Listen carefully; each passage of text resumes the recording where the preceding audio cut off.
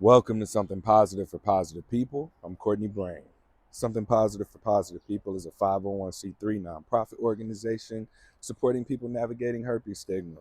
We also educate clinicians, mental health professionals, public health professionals, anybody who is curious about how to use stigma-free language, how to minimize stigma in their care practices, and we do so by creating simulation experiences for professionals where they work with a sex educator who is a patient actor who adopts a script. They have a story, and your job is to just support that person for whatever it is that they're coming in for. And then we just explore from the patient's perspective what it was like for you to be their provider. In addition to that, like there's much smaller things. Like I'll just speak about herpes and stigma and share some research that we've collected over the years. So yeah, if you're somebody interested in that, or if you have a project that you think that maybe we'd be a fit for, please don't hesitate to reach out. All right. My intention with this podcast episode, let's name that now, is to speak to a what's the word I'm looking for? Is to speak to something that I feel is very important here that I don't speak on myself. And I'm taking it as a sign that I'm supposed to for a number of reasons. So it is Men's Mental Health Awareness Month. It is also Pride Month. And as I look at the intersectionality of stigma as well as what it means to do this, people call it work. It does not feel like work to me. There's something else that I would identify it as. I've gotten paid sometimes, but like the fulfillment that comes from it is much more valuable to me than is the money that sometimes comes in. And I know that because even this year I have not paid myself through the nonprofit in 2025. So we at June, we in the second half of the year, and I'm doing this because, yeah, again, like I feel like I have to. I think I've mentioned that before, but ever since going deeper into what it means to be involved in or active in the space that I occupy has really been about some self-reflection for myself. I'm a cisgendered heterosexual Black man, and I have herpes. A lot of my existence is really not validated based on how I feel and what I value. My values, I've condensed them down to two, and they might seem a little bit contradictory, but they definitely they complement one another. These two values are challenge and liberation. Challenge, by my definition, is necessary for learning, for growth. It's also something that contributes to the feeling of liberation. And what liberation for me is through challenge, right? I become more and more liberated in just being myself. I think that oftentimes we can wear masks or we can dim down our personalities. And I do that. I've done that for years. And I've mentioned that finances were my greatest insecurity for a while, and that's no longer the case. But I recognize for myself that something I am very insecure about is my fear of success. This fear of success comes from probably the trauma of seeing that when people become vocal about things that are important, people who become more successful in their activism or their advocacy, and they start getting results and gathering a following, and people are responsive to them, and they become a leader in relevant spaces, right? Like I'm fine being seen as a leader in herpes, but what does it look like to become a leader in spaces or among men? I look at Malcolm X, I look at Dr. Martin Luther King, and there are many others, of course, that led things like the civil rights movement. And I look at the things that are happening in the world right now. We have the protests that are in LA. We have the war in Gaza. We have, a homelessness epidemic. We have so much division between what men and women are in society, and then we have just this. uh, what else is there to speak to? There's a lot to speak to. So if I'm missing anything, that's not intentional. But uh, Dr. Donna Oriowo was at the ASEC conference, and coming away from her presentation, there was a challenge to integrate intersectionality into our advocacy work.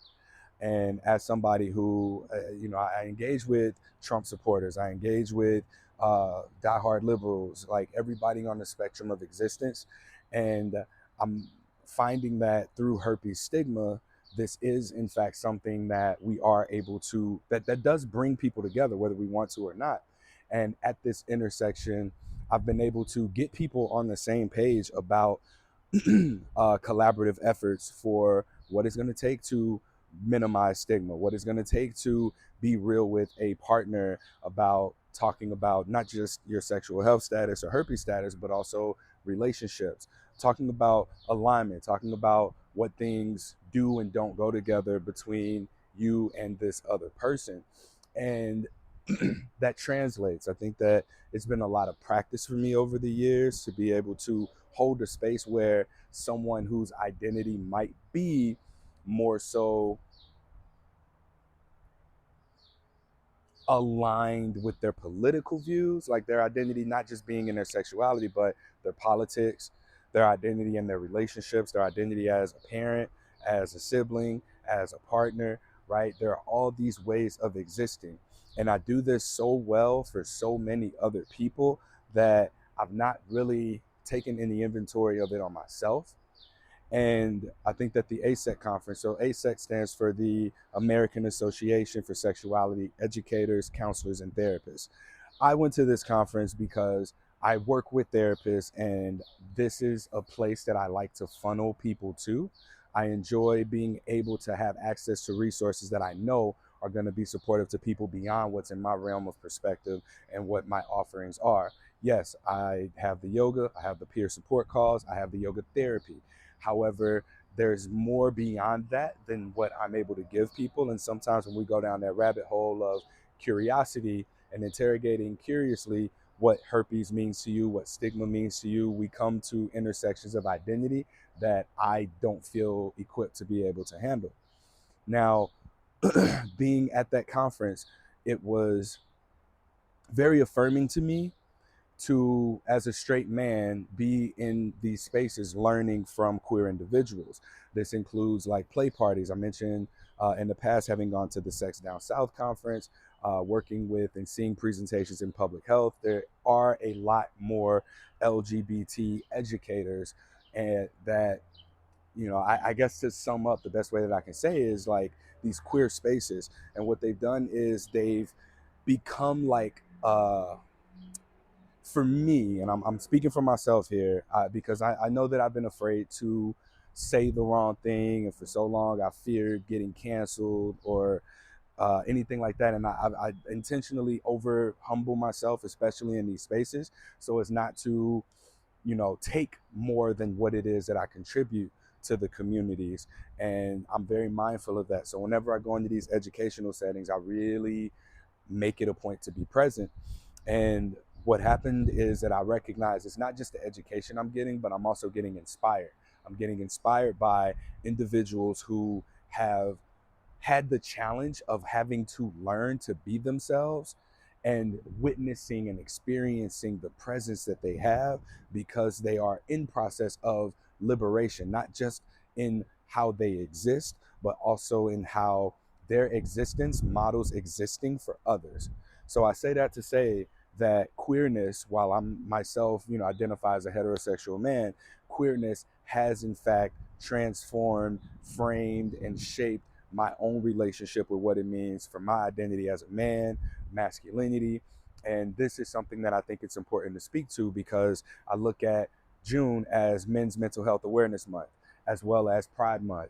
And these two things have not, I don't see really any intersectionality between the two, at least not on the surface. I'm not hearing how, uh, masculinity from a queer perspective can look like blank, or queerness from a masculine perspective can look like blank. And maybe that's, where when we continue to peel back the layers, like I think that me getting herpes was about something much bigger than me getting herpes. And it was about something much bigger than me just talking about herpes, right? The stigma component speaks to identity. And the more I think about identity, I think that the challenging and the liberation that comes from being expressive in one's identity is what changes the world. I think that every single person's purpose is to be who they are. And in the spheres that you are in, being who you are inherently encourages other people to be who they are. And that's really what this is about. So much of masculinity is doing. It's about what you do, what your accomplishments are. It's about performance. I use sports as an example of the best players got the most playing time, and their bestness was uh, communicated by what their stats look like. So there's a stat sheet based on performance. So the better your stats, the better your performance, the more playing time you get. There's a real outcome that can be worked towards. Whereas with queerness, there isn't one. There's no metric. So as a man coming out of the sports world, there's a little bit of cognitive dissonance. Why are y'all doing this? Why are y'all being queer? Right? Like you want to make it make sense. And from a sports perspective, like you more manly, more performance, more respect, more love. People want to be like you. You get more admiration based on what you do. And then I enter these queer spaces and none of that shit matters.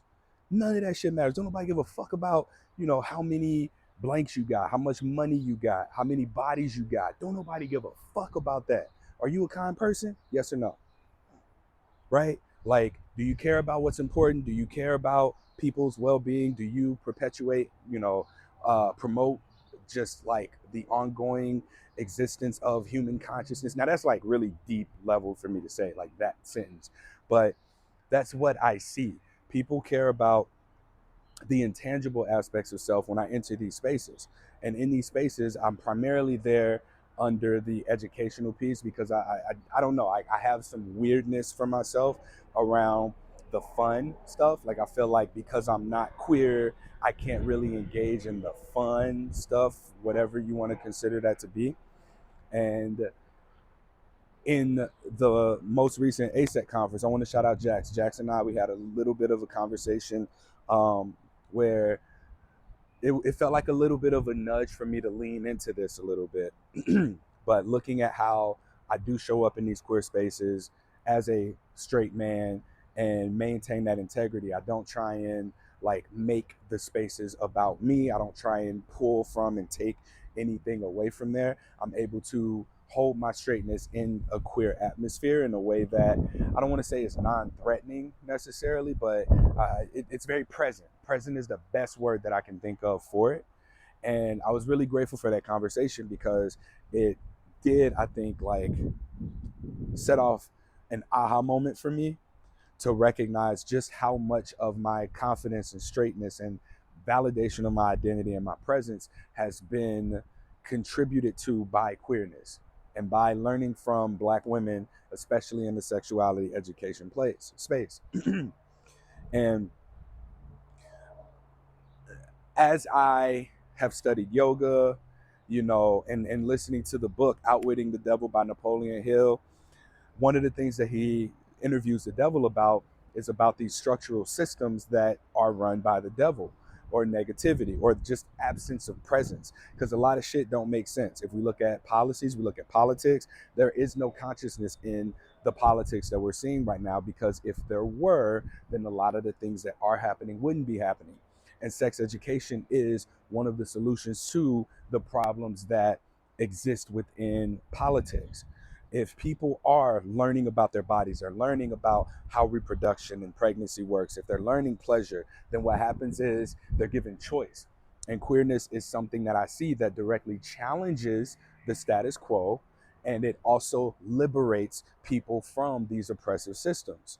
Oppressive systems meaning, let's say capitalism as an example, um, the inability, the lack of access to quality education, the food that we consume, like the cost of living, how tremendously high it's getting, right?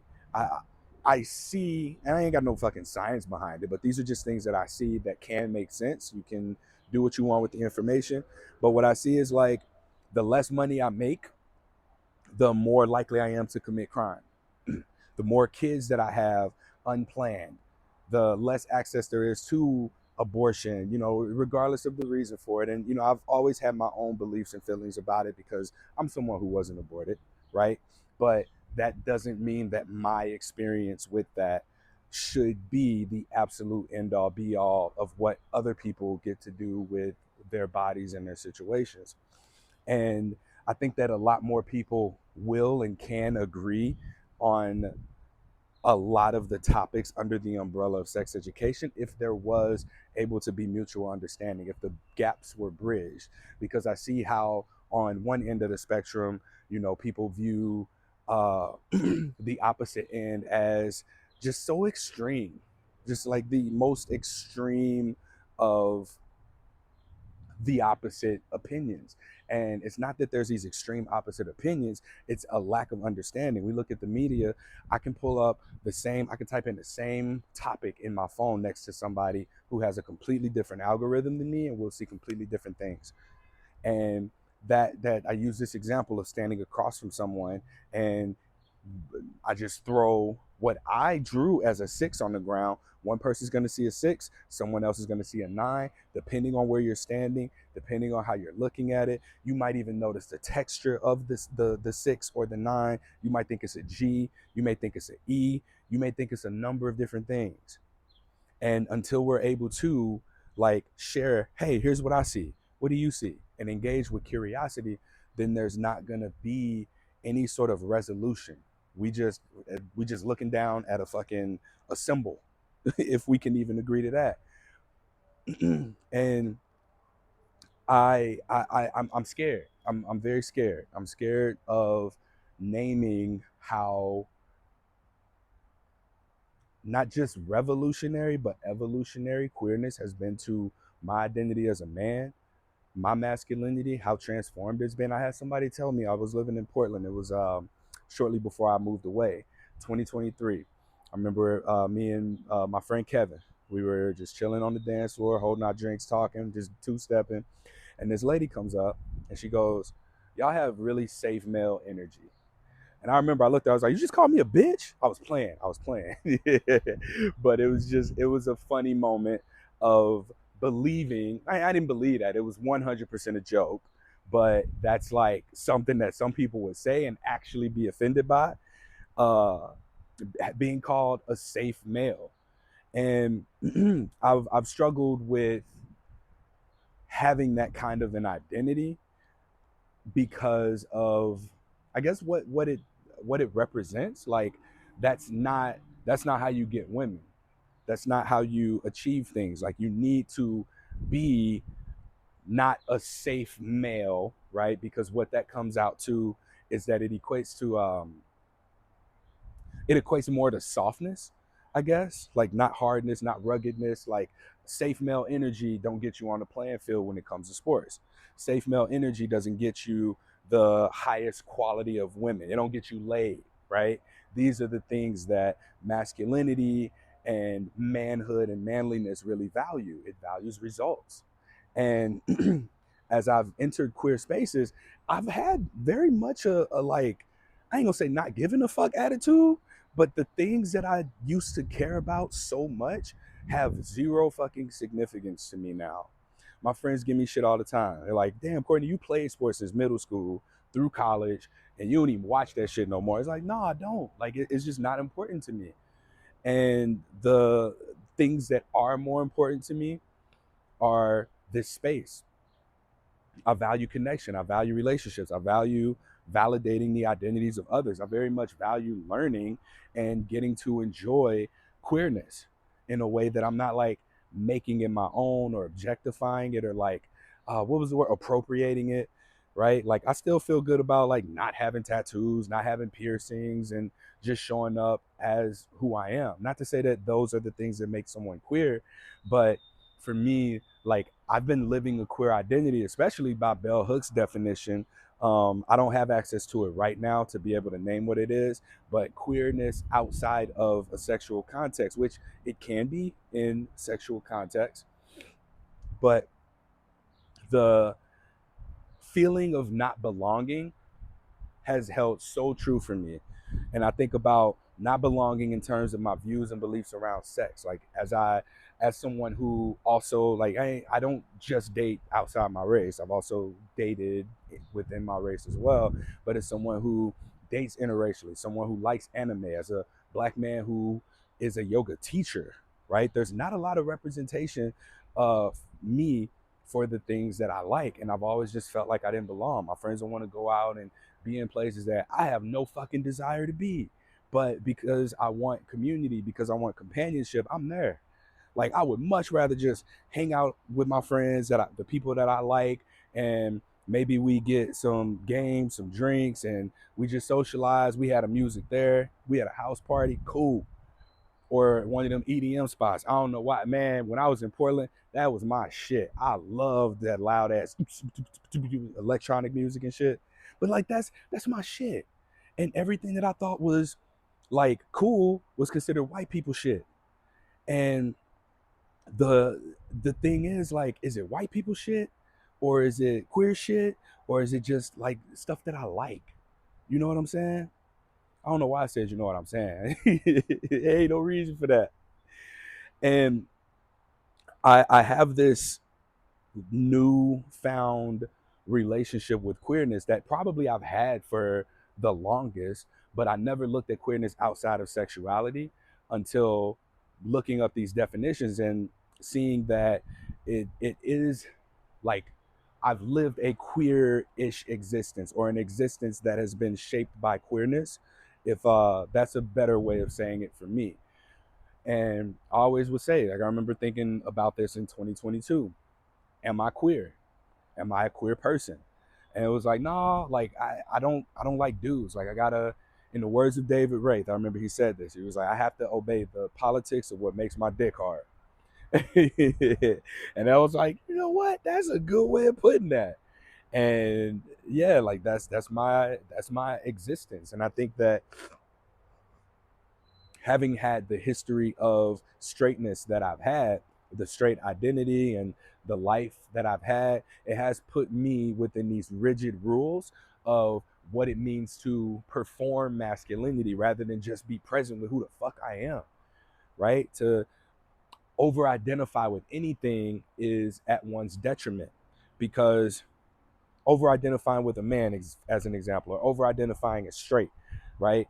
I think that we can become so who we are, like so confident in that, so identified with knowing who we are, that we miss out on finding out, that we miss out on learning who we can be. And if we had a world like that where people were just like, nope, this is it, this is me, this is what I do, this is who I am, if it just stopped there, what kind of evolution would we have? Like, what would art look like? What would science look like? What would research look like if there was no receptivity and openness and compassion that I find to really be integrated into queerness and queer spaces? Excuse me. If not for my experiences with queer people, queer relationships that I've had, like my longest standing relationships have been very queer relationships. The ones where it's like all straight, like there's no room for flexibility. There's no room for creativity. There's no room for exploration and curiosity around just things that are not the norm. And as I go forward into more consciously navigating these queer spaces, I feel like it's important for me to learn and live this out loud, even if at the expense of making mistakes, saying the wrong thing, getting it wrong. And I think that that's a part of this stigma work. Work doesn't feel right. Work as a word just does not feel right. This does not feel like work to me. My work is going to get these genital exams at medical school. But this is literally something that I just get to I get to exist. Like I get to exist as someone who is curious, someone who creates, someone who values connection. And to have my existence validated by the intangible aspects of queer people's identities. Like it's not about how they look, it's about the way they live. And the way that they live is without these, like without submitting to societal structural norms. And I find that that's really what lights me up. It's the challenge and the liberation that go hand in hand, the transformational fire that brings presence to my identity for myself.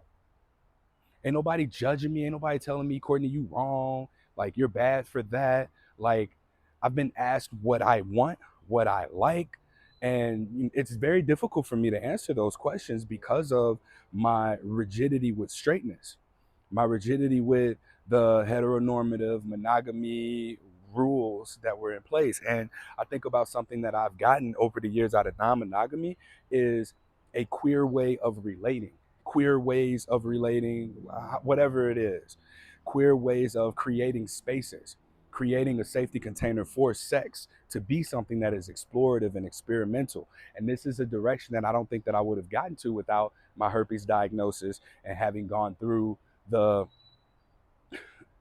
fragmentation of identity throughout stigma, navigating, oh shit, I don't know what my sex life is gonna look like. I think this might be it for me. No more sex. Ain't nobody gonna wanna have sex with somebody who got herpes. Come to find out, there's a lot of people who would still have sex with me despite having herpes. Come to find out, there's a lot of ways to engage in sex despite what your herpes status is. There's ways to, yeah, there's so many ways of just fucking existing.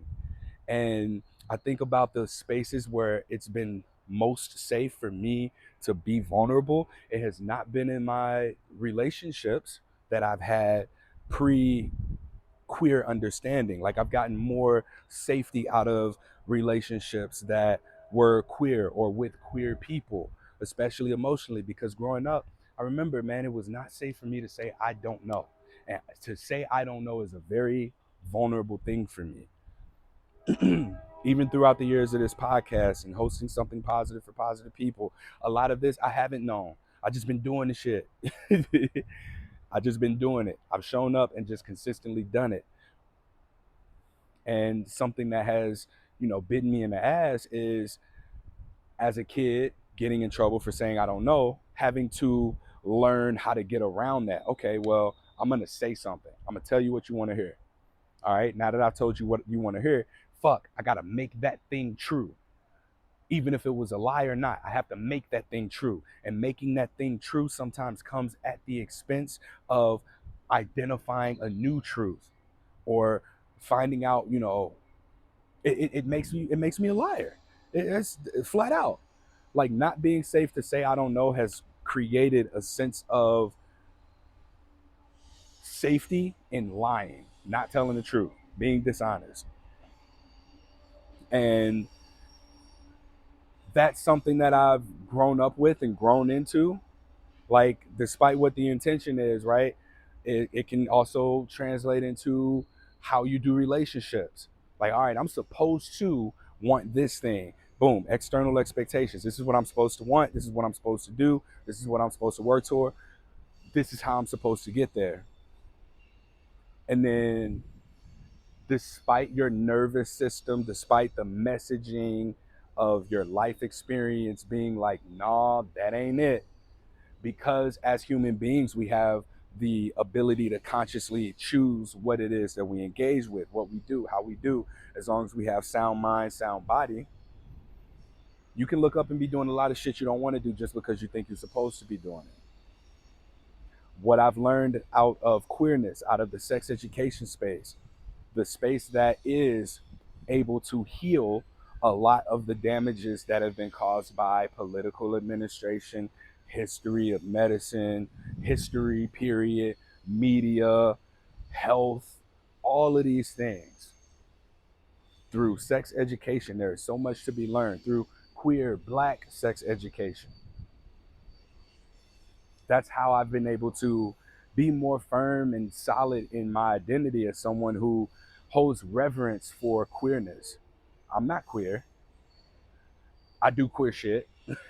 I don't know. I don't think that I would be embraced as a queer person, but I feel like my identity is more validated in spaces where queerness is more forward than not.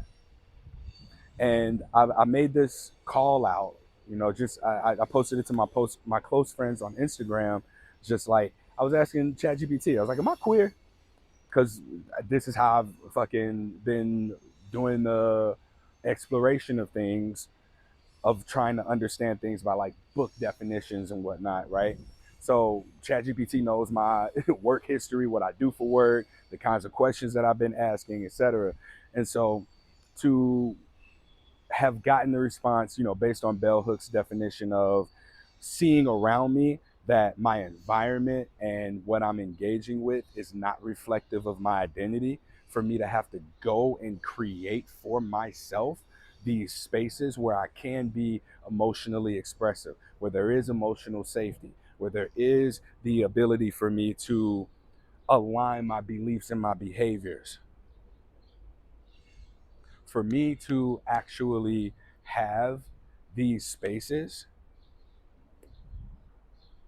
even if I'm, creating them on my own, like I feel most aligned with and in community in spaces that are queer. And this is coming from a man who is very masculine presenting, not in your traditional sense by any means, but learning to embrace a lot of aspects of humanness, of wholeness, right? Because again, stigma. Irving Goffman defines stigma as an attribute that makes a person less than whole. And over identifying with masculinity just means inherently leaving out aspects of self that are not masculine. I didn't say feminine, but that are not masculine. The over identification with masculinity inherently makes someone less than whole, less than human. The over identification with someone's sexuality makes you less than human, less than whole, because of an over identification. I'm not saying you can't identify with your sexuality. What I'm saying is there is a consistency between the people that I've spoken to who over identify with their sexuality because of their herpes diagnosis suffering. And it's the same for anything, even if you're somebody who has a negative status. Oh, I'm clean, I never get STIs, I've always tested negative for, like, then now that becomes your over identification. I fucking over identify because I run something positive for positive people. Yes, I have to tell people very early, often before I'm ready to, yeah, I have herpes. This is my situation, this is my story. I'm living with HSV, whatever, because this is what I do. And oftentimes, like me, oh man, I stepped in all types of mud. Crap. Why'd I do that? I'm walking outside after it rained, but it's really sunny outside right now. And I was walking in circles. But um, yeah, whenever I meet new people and introduce myself, like that's kind of something that I have to lead with. And so there's even an over identification there for me, and I recognize it, and I acknowledge it. And I think that there's something to be said for being able to recognize and acknowledge that for yourself, and then take it, wherever it is that it needs to go, rather than like not really knowing this about yourself. But what queerness has done for me is given me the reflection in other people's existences, that it's okay for me to find out who I am. And that's one thing that I'm grateful for out of queerness, like not just in the sense of non-monogamy. Like I'm not a non-monogamous person just to like be out here catching bodies. Like the non-monogamy component comes with this challenge and liberation of really being able to discover who I am, because so much of me discovering who I am has in fact come from a lot of the challenges that I've faced through relationships, and being able to have the kinds of intimate relationships with people, that specifically women, that historically are or have been or would have been threatening to my monogamous relationship. And so that's one of the things that has most appealed to me about non-monogamy, which is like a queer way of doing relationships. It rejects societal social norms, and like that ability to be able to grow and expand and practice presence with other people who also value, you know, liberation, who also value challenge, who also value doing important work. Like fuck making money. I'm gonna just say it. Yes, we need it. That's cool. Like I've never had a desire to make a lot of money. I've had more of a pull to just like do something meaningful. When I was working in sales, I moved to Houston in 2014, 15, and I was working in sales, and I got my first like fat ass commission check. I was like, this cool. I get to like pay my bills. Yay. And shortly after that, I remember I started applying for and looking for nonprofit jobs. This was before I started something positive for positive people, of course. But it's real interesting how I've been able to really just make a way for myself throughout prioritizing like those intangible aspects of myself. And the only way that I've been able to get that kind of confidence has been through queerness, through being in these spaces where I've been welcomed into. Like I've legit, these are people who sometimes are super traumatized by men, who don't feel safe with men, who, there's always like a little uncertainty or hesitance, especially in new spaces. So I'm very mindful of that, and I try and go and just be there without taking up space. Like my presence is, I have a presence. We can just name that. I do have a presence, but the presence that I have is very much, respectful of the intentions that I'm in, whatever the space is that I'm there for. So it is nice to be able to just learn from Steph Zapata is a perfect example. Steph facilitates the Slam conference, and this is someone that I've always looked up to uh, throughout my time in the field of sex education. This person had given me an opportunity to uplift my work, and I ain't gonna say studied them necessarily, but the way that they show up as who they are, and being one of the earlier people who, again, just like who fuck with me. Like, nah, it ain't a lot of people who openly have fucked with me for being who I am. Now, the work that I do, yeah, it opens doors, cool, but I think that me as myself and being who I am has really been difficult for me, especially like looking at this over the past month for sure, of a tornado coming through and just ravaging my crib, and how symbolic it is that I've been looking for what home is. And in being away from home for the last month, I feel more at home than I have over the last 2 years. And it's been from not like forcing home externally anymore. It's been like I ain't got one. I ain't got no crib. And I found that being able to stay with family, being able to stay with friends, like that's cool, but like a home to me is not where I rest my head. You know what home is? Home is where my identity is validated. Home is where I can say I don't know.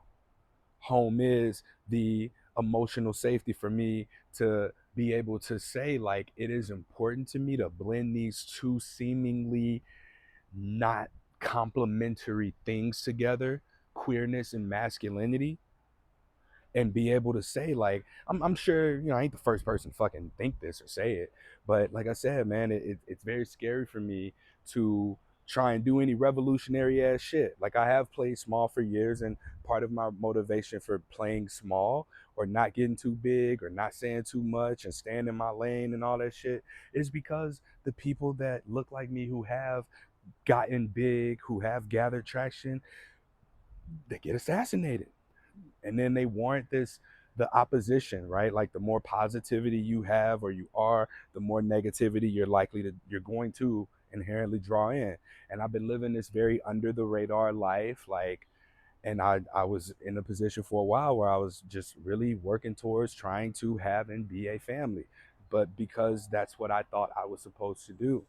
And if that's for me, that's for me. It'll be for me. It'll happen.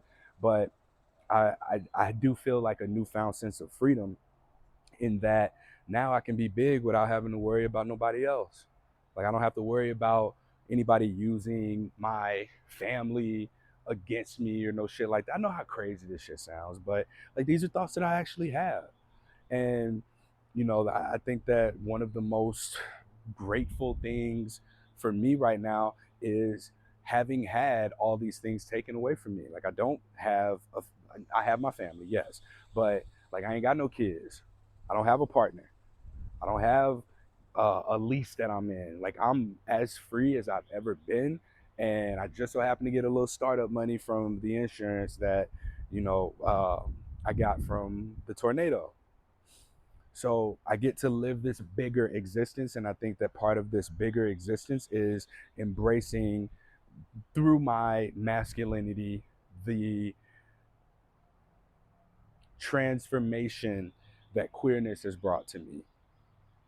And that's something that I've been having conversations with people about, especially other Black men who have really appreciated and been thankful for me, like opening that conversation, opening that door up for it to be a potential topic of discussion, because I I don't know anybody talking about it. I don't know who's talking about it, but that doesn't mean that it's not being talked about, if that makes sense.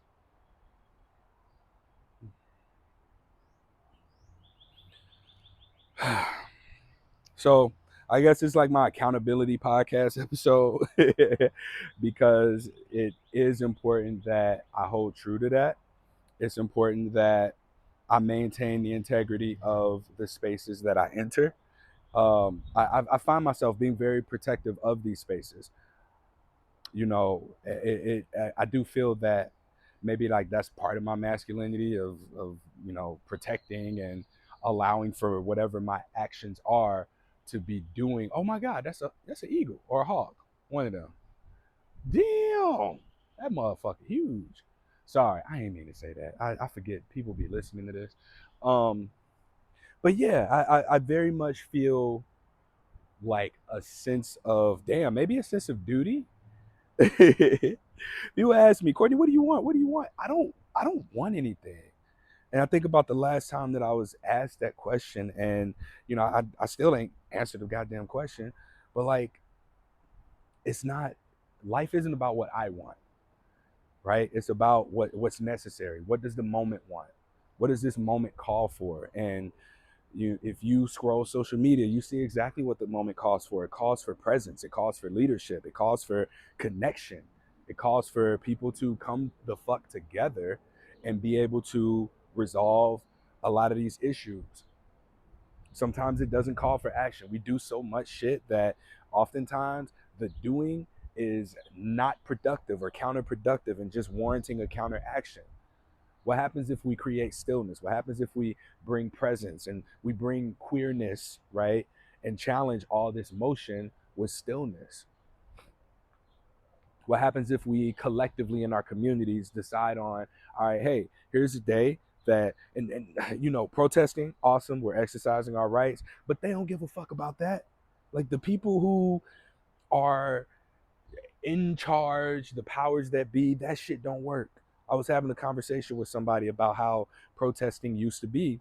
People put their church clothes on, they're in unison, they're marching, they're singing, and all you see in the media is what the fuck? The military showing up here? Why is the military being deployed? Why they getting hosed down? Right? And the anger, the rage that we have collectively, very much warranted. Absolutely.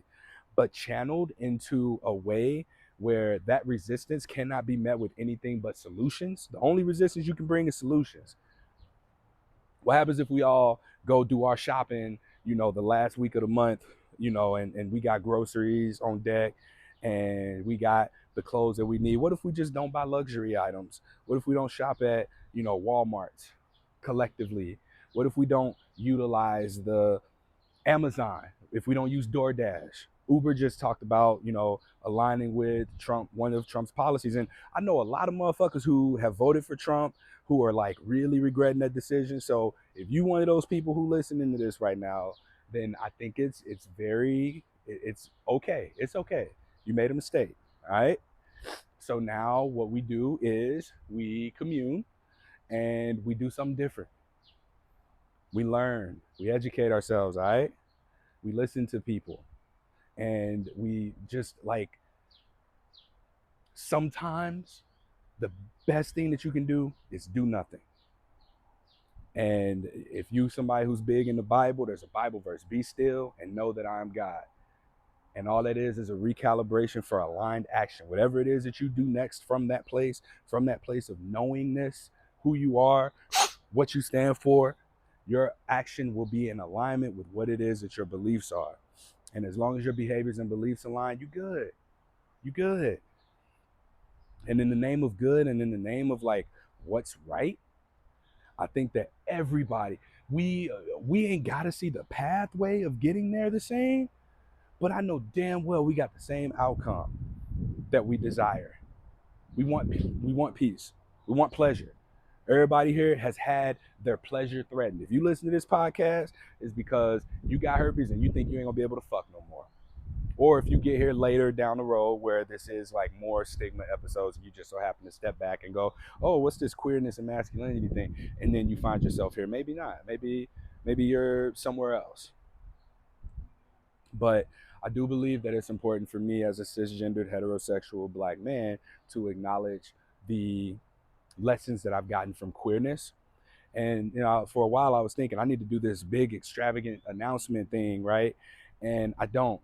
I think that it's more important that I show up and just like allow for myself to be and be visible in a way where I ain't the only person. I'm not. I know I'm not. I'm not the only one.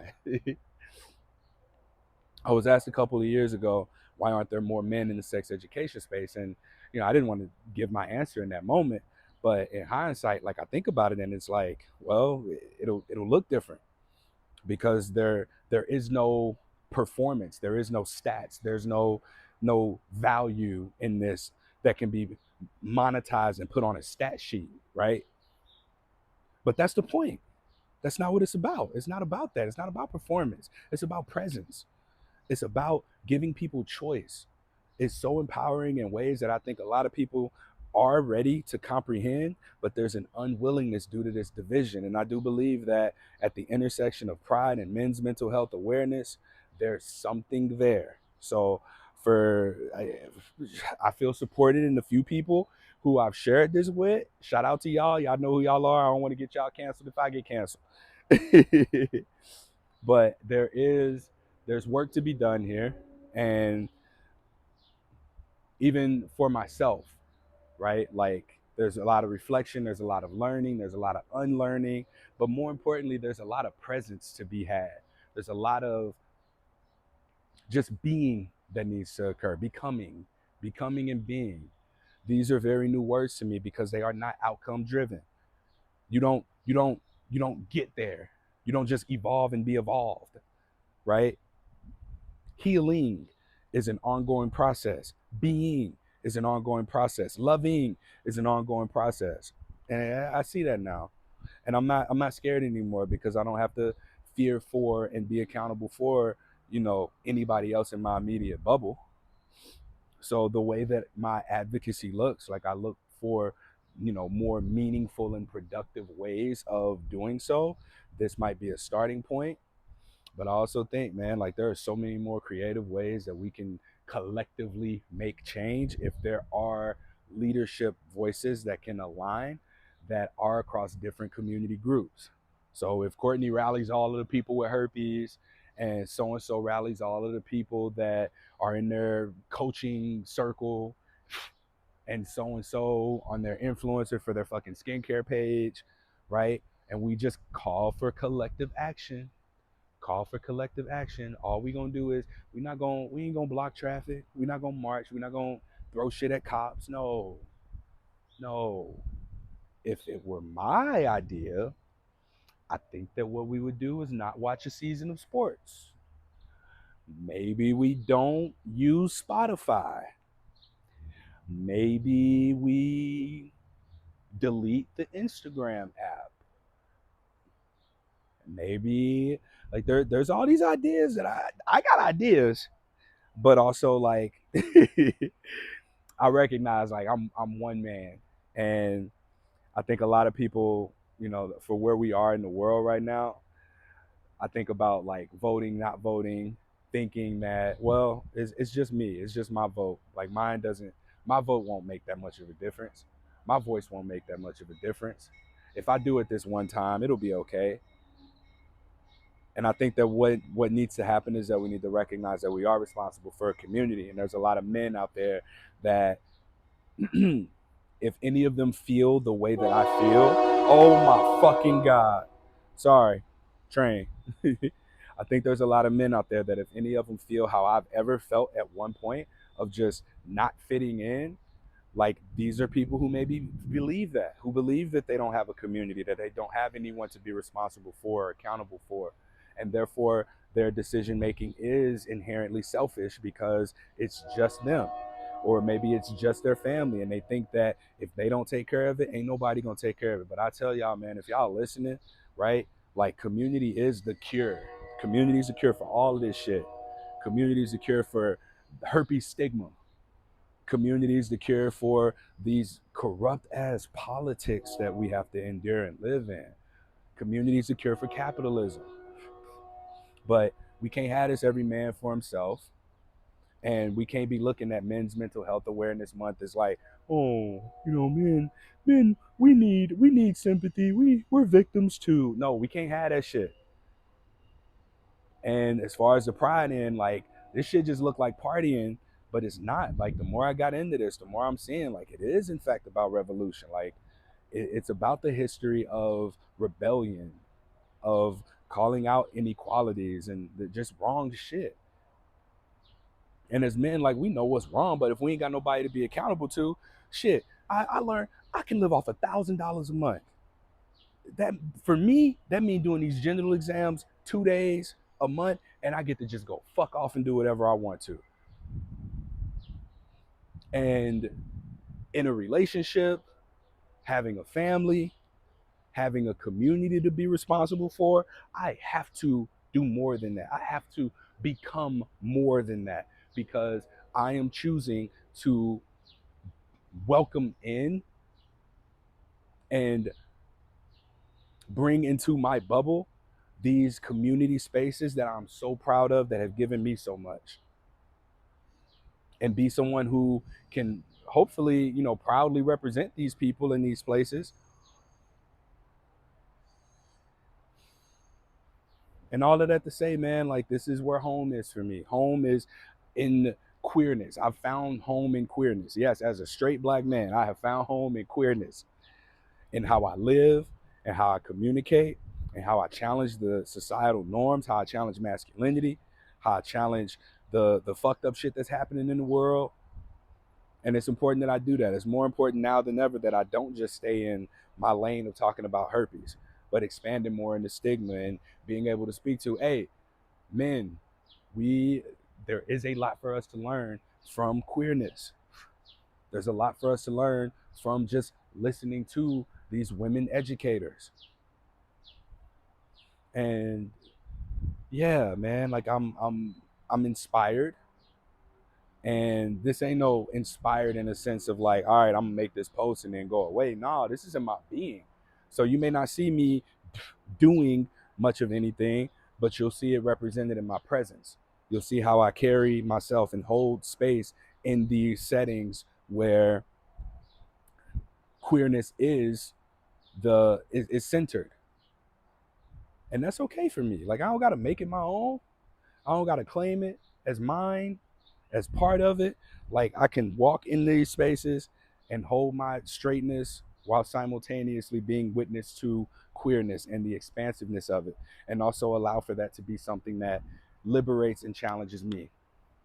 So, with all of that said, like, I'm speaking here to this now because I'm definitely coming out as someone who has benefit from queerness in a challenging and liberating way. It has challenged me, it has liberated me, and it's in that I want to challenge y'all. If y'all got queer friends, if y'all got people who, you know, are willing to disrupt systems and who are loud about things, like hear them out. Hear them out. Because I'd have never, you couldn't, man, before I got my herpes diagnosis, and this speaks, you know, to my own testimony. Like I was as straight as they come. I did a lot of shit I didn't want to do. I did a lot of shit I didn't like. But just in queerness, man, just even my relationship to my own body, my relationship to pleasure, my relationship to communication, my relationship to potential partners, all of this shit has evolved through the lens of looking at things from a queer lens, looking at my identity through a queer lens, looking at my masculinity through a queer lens. So that's it. Like that's really all I wanted to say here, because I've been trying to get around talking about it directly because of a fear of saying the wrong thing. And I had some podcast interviews that I did with two men, and neither of the transcripts are loading, and I know exactly why, because I was supposed to do this first. Watch, I'm gonna upload this when everything's gonna be fine, and then the other two, they might work, they might not. But regardless, I'm glad I was able to just get this out. I want to shout out Steph Zapata for being that inspiration to me, for Dr. Donna Oriowo from the ASEC conference for that presentation that was challenging everybody in the room to bring intersectionality into their work.